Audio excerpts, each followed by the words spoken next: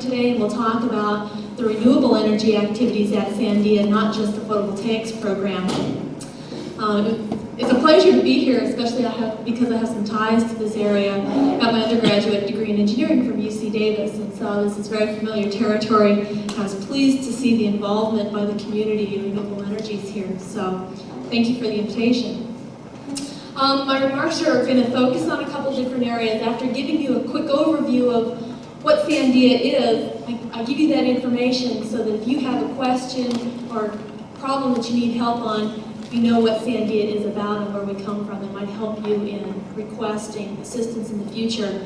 I'll give you a quick overview of some of the renewable energy activities, and then finally talk about a fairly new area for us, which is manufacturing assistance for renewable energy technologies. Before I get into that, I wanted to find out a little bit more about you. I'm going to categorize people. I know this is wrong to do, but those of you who either manufacture hardware, manufacture systems, or sell systems, or use systems. Can I see those who are manufacturers or producers of equipment in renewable energy? Okay, how about those who sell systems and may not manufacture themselves? Okay, and those who use or are interested in renewable energy technologies. Okay, we got a broad mix here, so I'll try to appropriately address all your concerns. First of all, let me tell you about Sandia. Many of you are probably familiar with the National Lab, Sandia, that's got about 7,000 people in Albuquerque and 1,000 in Livermore, California. Our focus is to solve problems using science and technology that are national problems. You might be familiar with some of the defense and weapons and security work that Sandia has done over the past 40 years. That is our major business at Sandia. However, because of energy security issues, economic competitiveness issues for this country, Sandia also gets involved in areas other than defense. In fact, the laboratory overall has about a $1.4 billion program, and we work in 3 separate areas. First of all, defense programs, which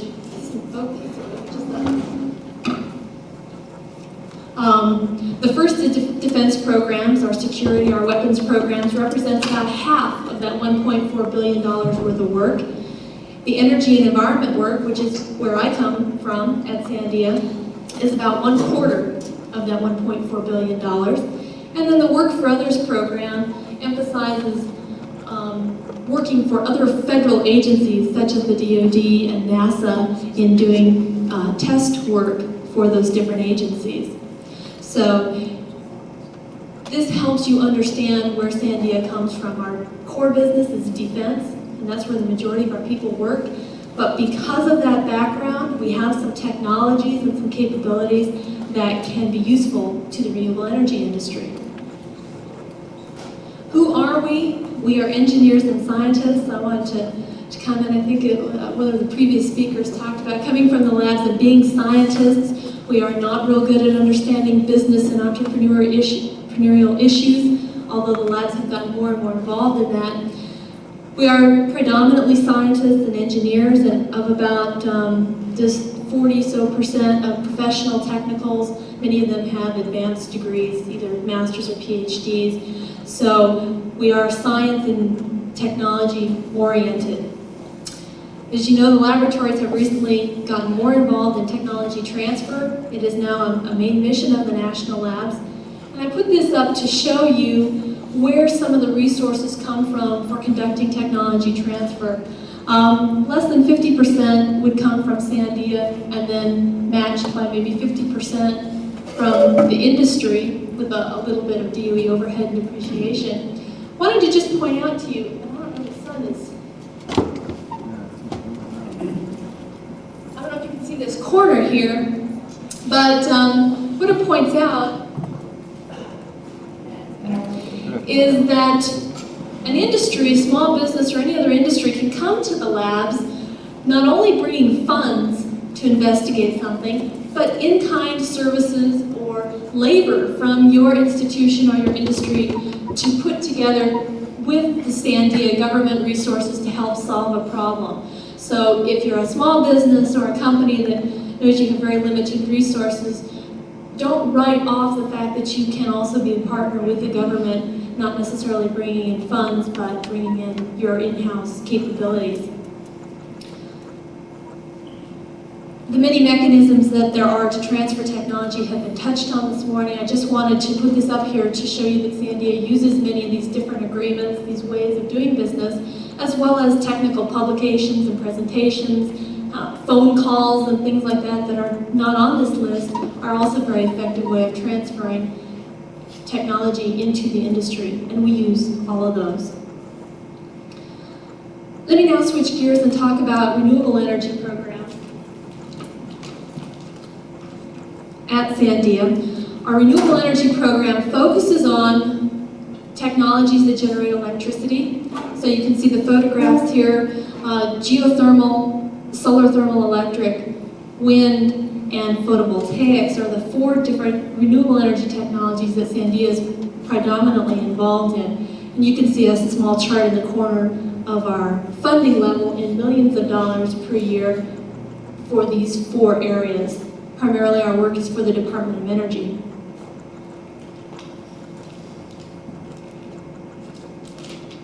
This audience is very, very familiar with the opportunities in the markets for renewable energy technologies. I just put this up to show you why Sandia feels they can be involved in renewable energy technologies. This is a brief summary of what the market looks like.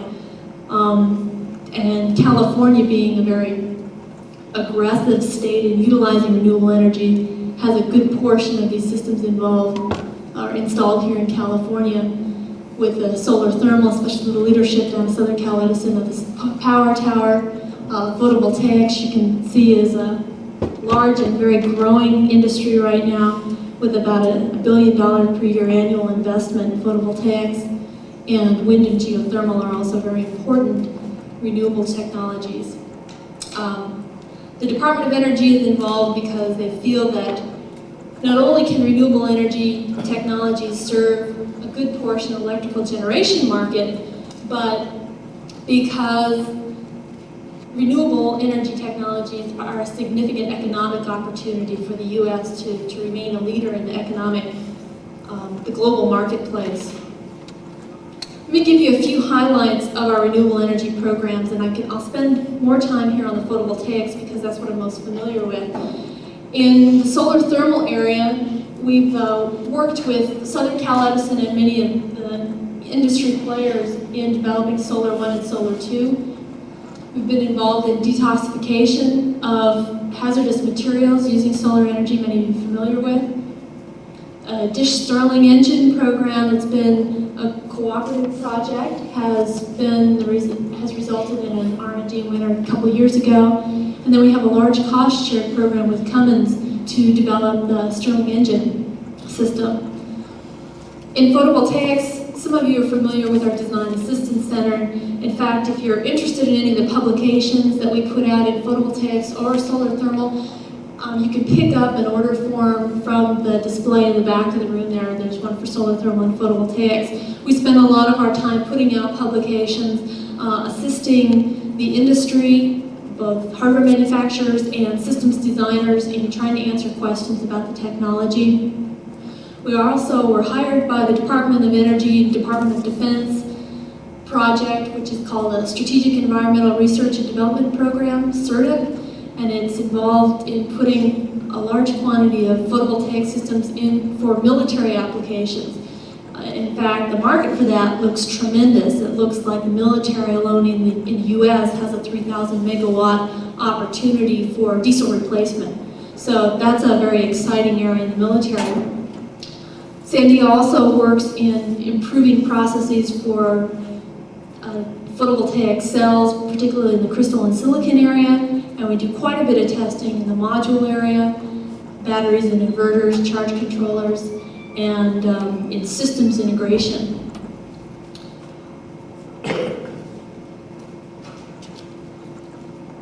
In the geothermal arena, most of our work is involved in drilling technologies.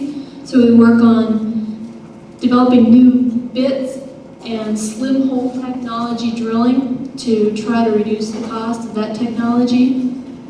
And in the wind area, we've used our experience from the military and aerodynamics to apply to blade design and now have a cooperative arrangement with 5 industry partners for further development of blades for turbines.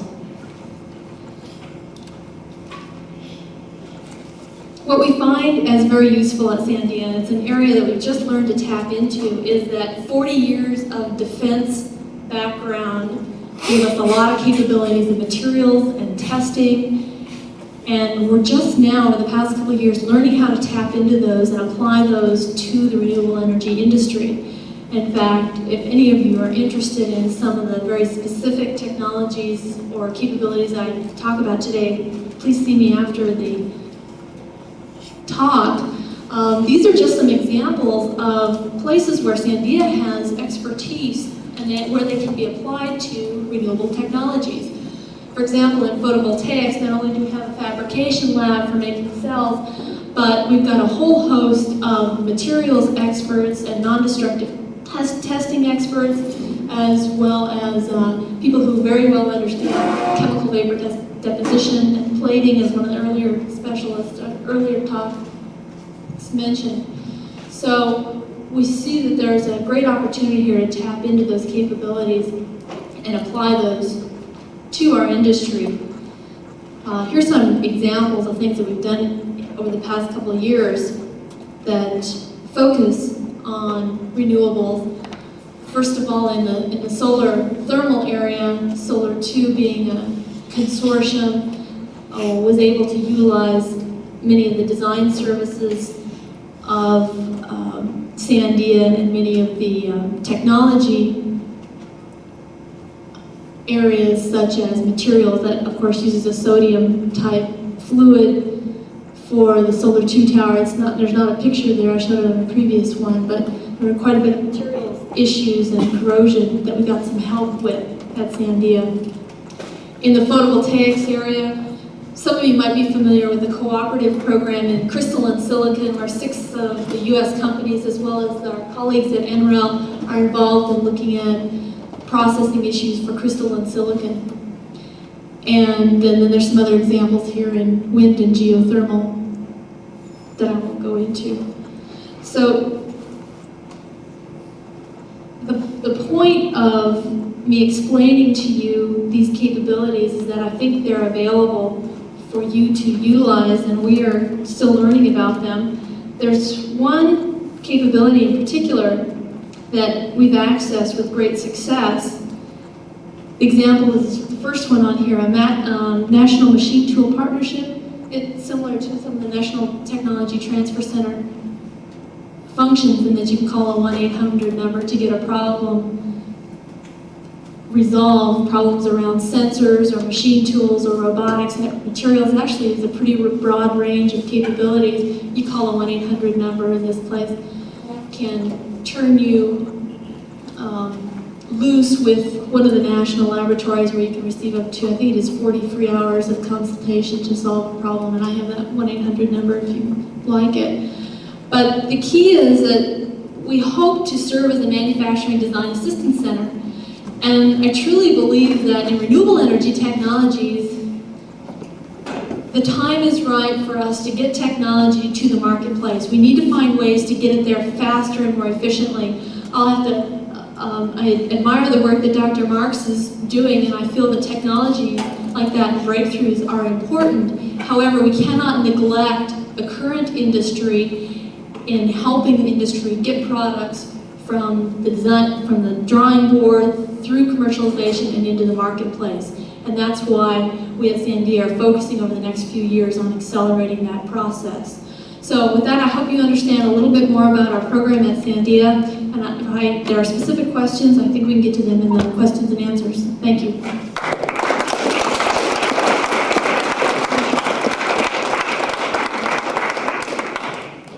Thank you, Margie.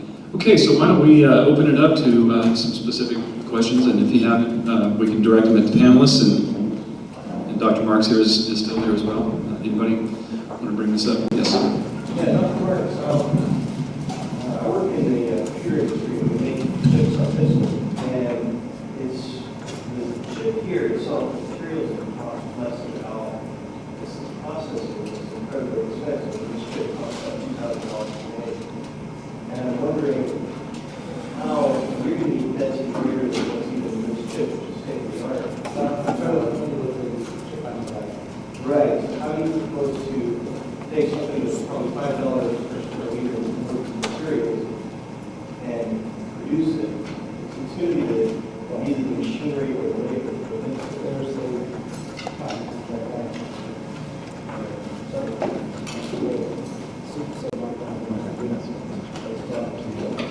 right. And basically, it's a new process for insulating surface, such as glass, large area, a large surface such as glass with a monomolecular or molecular thick resist. And the resist basically is a charged material. For example, you can attach a particular chemical to the surface of glass, which will give it a negative charge, or vice versa, you can give it a positive charge. Now, using an electron beam writer, you can produce a pattern, an extremely small scrap pattern. The smallest pattern you can get on your chips, roughly 1,000 angstroms. The smallest pattern you can get with a charged surface is probably a few angstroms. So therefore, you've got a reduction of size of the order of possibly 100 to 200 times, which means that you could pack the surface with that quantity squared. You get 10,000 times more information in a given area than you could by existing methods. That's true, but that means $1,000 process. No, sir. That would appear to be true, except that if we do the processing in the form of repetitive patterns, which most of these chips are, you can do it with a multiple electron beam, not a single beam. And if you have enough beams, and the beams can be produced in multiple using use lithographed emitters, which are now available, which produce electrons at each point that are lithographed on the surface. Then you can decrease them down in size by using demagnifying electron microscope. You can start with a square meter if you want to, with 10 billion elements, 100,000 in a row. And therefore, on 1 square centimeter, you can have 10 billion patterns. Right. How much is that 10 billion emitters machine cost? That could be quite expensive initially, but eventually, as you make a few of them, it's going to come down. The first ones that we're going to make, I estimate are going to cost between $50 and $100 million to perfect. After that, I think you could make them for less than $1 million a piece. Okay, how long? And they'll do a square centimeter. They'll do a square meter, because you can step the square centimeter over the entire surface. It takes 10 seconds to do the operation. With 1 square centimeter. Exactly. Yeah. So you can have an enormous area done, an enormous number of patterns very quickly. I'll give you the copy of my patent, which I have with me. Maybe if I have it here, or I have it up in my but may I have your name, your card or something? Give you your card. Or if you ask Keith for it, he has it. Yeah. He's got it. Thanks. Any other questions? Yeah. Oh, go ahead. Your analogy of going from the back and forth Pass him the mic. with the early list was very good. But there the direction was mainly toward miniaturization. Now we need to go the other way, from miniature devices to a large-scale device in order to produce reasonable amounts of power. Now, how do you go from the small to the large? Make it break into small pieces. It's parallel technique and Yeah.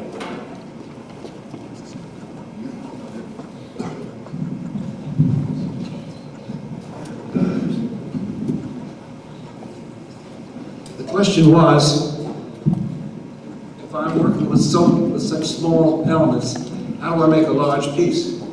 Well, this is done, in the case of the polymer, it's done by simply employing molecules which are added into a liquid, into a solution, forming like a paint solution on the surface of a moving belt. And then you can stretch the belt stretch the polymer by pulling the film off the surface, and all the molecules which were originally jumbled up into various directions become parallel by the stretching process, like pulling taffy, essentially. And then that can be laid out as a flat film. We produce it by hundreds of square meters per year, per month, I mean, in a polarizing factory, and it's sold as a article of commerce. Now, the idea simply is to modify that technology and make it a conducting polarizer, which we achieved under our EPRI grant, which was a couple of years ago. And then the next step right now, which we're working on with Argon, is to put the molecular diodes in the structure. And that's a matter of chemistry, which is using well-known and existing chemical formulae, but making it compatible with the film structure. Everything will go into the mix, and eventually by being stretched out and electrically oriented, and it can all be done on a high-speed scale. We figure that the cost of the material will not be very in excess of the polarizing materials. I can't hear you very well. What about current density? I can't. Current density. Let me explain what we would get. We expect to obtain, of course you can't, it depends on the voltage that we decide to take off. If we design the device, let's assume it's, for a simple example, it's a 100-watt unit, which would be something like a fraction of a square meter, maybe a square foot or something of that sort. And if we design it with the electrodes properly spaced, you could get 110 volts DC out of it, and the maximum power would be, for a square meter, would be about 250 watts. So you'd have, say, 100 volts at 250 watts, 2.5 amperes, which you would get out of a square meter. I wanted to, oh, there you are, okay. I wanted to show the results of this module test before we get away, because a lot of people were asking about it, and I think it'll sort of take us in a little different area here for a second. And Wayne is in here, of course, who was wanting to talk about this, and sorry about that. What we did outside in our module test was to basically really put a simple test, sort of like a homeowner would have done, just putting the module out without looking at the temperature and without looking at we just put them side by side on the same twin battery. Here are the different modules here. We didn't have unisolar numbers until just a second ago, so it's a little skewed, but this is the rated watts of each module here. This is the rated peak amps of each module. This was the number of amp hours that was put out over the time period that we tested, which we have various voltages and such. Then we took the total amp hours and we divided it by the peak watts, and we got the results that you see here, which again, you can see unisolar actually should be up on the top of the chart, but we don't have our numbers. But we were more curious as to if you took the amp hours and divided it by the peak rated amps, this number here, what would you come up with? And you'll see if you look at a comparison across here that there are actually different numbers. And the thinking behind this was that let's take a module like a Siemens module that has more cells in series might have a voltage times its peak current that would give you some watt number that you think is, if you were max power tracking, you might actually get those watts. Whereas if you tie it to a common battery where it never has the ability to reach the point on its curve to put out those maximum volts, that you never really get the advantage of that additional voltage. And I think that somewhat the charts show that there's a difference in the way that these are rated. This one actually, again, unisolar for and this. Where did you get the data, Mark? Okay, good got it for literature. So unisolar is the clear, in terms of these ratios, is coming, closer to or has a higher ratio in both its amp hours per peak watt and amp hours per. How many did that module? Pardon me? How early? All of these modules are selected at random, brand new, off the shelf. And that was part of the test too, is just to say, you know, we're not going to tell the manufacturers to send us a module and give them an opportunity. We just pulled them from distribution. Except for the one, the Unisolar was a Oh. factory sample. Oh, okay. Sample. So that Well, would okay. be a possible risk. I'm the one that set up. Yeah, I'm just curious, is that of all the modules, that the one that would radically change over time? All the rest were out of random from stock. Okay, so that's an interesting point too, that this is Yeah, an but anomalous enough number here. You can see there's a pretty tight grouping here in terms of the ratios, and then not such a big spread here, although it's, you know, a little bit more of a spread when you look at the amp hours per peak amp. But anyway, that was something that we were talking about was, and I think Wayne was bringing up to speak for him, that when we were thinking about it ourselves, what you really want is amp hours into a battery system. We're typically not using the max power tracking system, where you can't take advantage of additional volts that might be available because you have more cells in series.